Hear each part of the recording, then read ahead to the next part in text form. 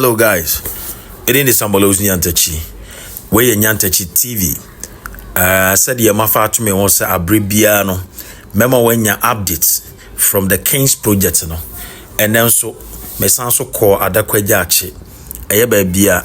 oteko koso nana otum for say tutu. The Kings project the Asante Kotoko team no. Me ba 9 sako hoko fa the ultra modern gym center na yesi dia team no baby akwa kudru na mestrewa nidim. Kindly subscribe to this channel but you found sabo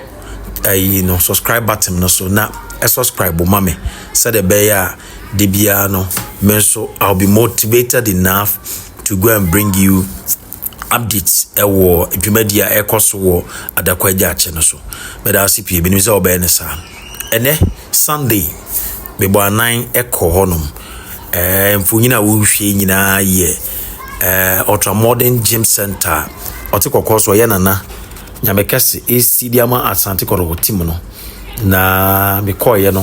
first the last video I me ye ansana me be ye we no mo se me mamo contractor no me mamo tie na numasam na wo chechire mo sade obesi obeye gym center no and then me call ye no omotimi I raise and as I to block ne kopa anko bi be bruni be kase bia ye do lentil leveler enka ye edentia enka fe na ka ya ba be ye ba be gu lentil na nka ya to esu mienu ana miensa nanka bia team no anase bia ni pakra wo si dan no ebe pese obeboso ene me call ye no na omo ye adwuma wo hwa last time contractor ne kan say on pese obe caster so sisia na obe pese obe mansuo ato egu feeling nim said be ya betimi a compact ye betimi aye denden na say etiko form na there is a need say oye de anwea ni bi anwea kokko ni bi ye feeling be sa ba begusu a obeye na me call me hu say one feeling straight away na mum your friends a profile na foundation no so no and o matoto blog ni nyina o ma ye pillars ni nyina fe wo honum na I must tell you project na so chen said ye di ye ni buye no na the contractor na kan o ma meti ye no so se o mo person o mo ye gym no na o mo ye gym ni wia na o ma ye dai o ma sanso flu so omo person komo ye esoro no nyina se de be ya after gym na e wase no on be conference center so wo esoro yeah the first floor we a ground floor and if first floor no omo be conference center ho nanka o masanso aye be players na beda no ye ifie to say de omo wo ba bia otekoko so ye nana ajedia mo na ya rent no mo be apartment e wo sora and also players ni nyina benya baabi adananka it say Koroko village in the preko eno nti no me bo 19 rewremu nyina adwuma ekoso wa wo hwa utimi hu ahase ye mfimfin no me bo remu a ase won me gidi se hanom na beye baabi gym center na ye the equipment no no man nyina ebe den ebesisi no eno nti no me call ye no mfonyini kakra me nyaye no eno na etwagu no me rewre mu to me bu rewre mu nyina adwumafo no eye adwuma kama ewo gym center ho enti momye nkoso support team no na me gidi se ye support team na aniswadi hu na otekoko so ye nana epese ode epeja team no emakoroko so ebenya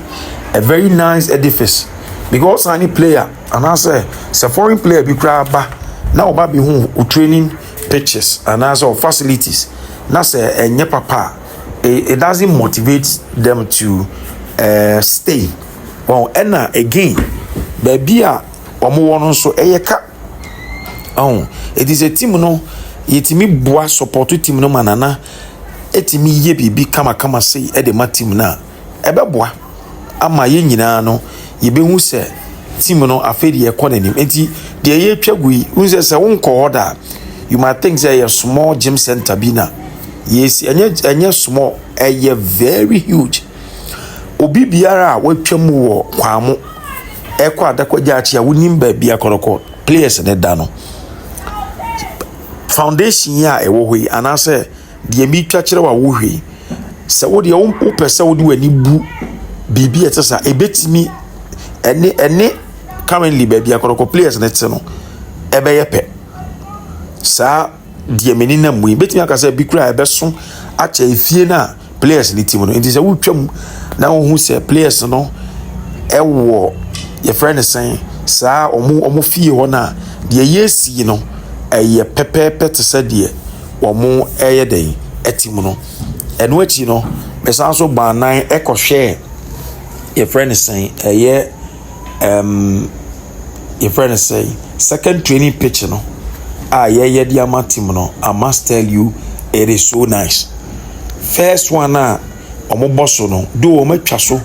my year markings ni nyina adrodro lines no wo so a omode ball but I must tell you say and also me video ni wa hanom nti say wan ko ba bia na say de bia wona me na better Nyantakyi TV dia obenya updates just say updates a crojin a ifini keka bia ni ho efa team no ho nti eno no me upload no nya me adoma china na wo pitch na very green very beautiful nsuo pitch na hiansuo eti uko bia hu se ye water so na ye twa omo water na omo twa omo water na omo twa na ade bi kra enwanwan se the last time I be call ho no me hu se pitch ni baabi aye green ache baabi hu se video na me ba na baabi tia bi ho no aye green na the whole pitch no aye yellow kakra na we di omo twa ama baabi bia aye pepepa baby bia ye green kama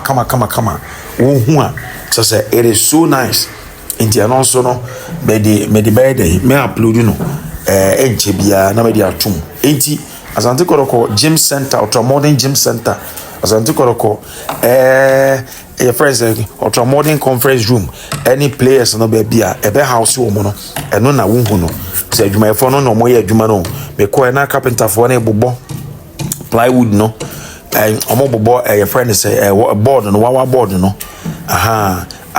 e chere say corner ni nyina ba bia wo say ye gu pillar bia no omo try so omo bebo na omo gu no mu hia omo be hia your friend say iron rods any materials ni abo any normal be brea ye di be flow we no na ya to aso akọ the next level contractor na ka chere say ye boa omo ewo sa kwan no so momunya raw materials na ono amu nso ye kotokoni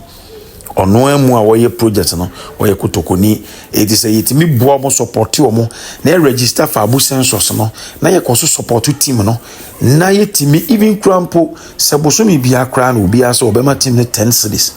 na ka afi kra so na obi bia kra support team no even with 100 cities and 200 cities e ka me gidi se ye be hu no ma efe bebre because in football no asesa ene ball no asesa level of football kono aye akono nti no one keten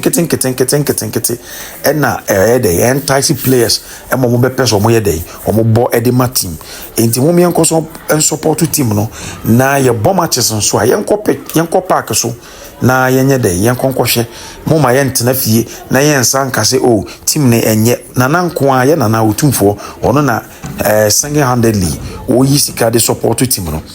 e wom se eye but entimi nkoso saa de bia enti yenso se ye petim no na ye nananom na de agya ye ne a mo ma ye nkoso na ye ne dey yen support team no medine Samuel Osu Nyantakyi e ba cho we ye Nyantakyi TV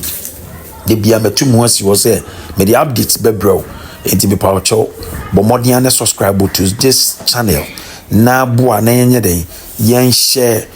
your friends content no e ma foforo nso nyina anye dey enya bi nhwe na more na more support more na more share no na me nso me ye motivated to bring you a lot of what stories baby biara wo biara me da se why dwen se wo behwe Nyantakyi TV nya me hira wo ene yentena koso ne support Kotoko na team no aye ye wi nyame nhyira wo medase bye bye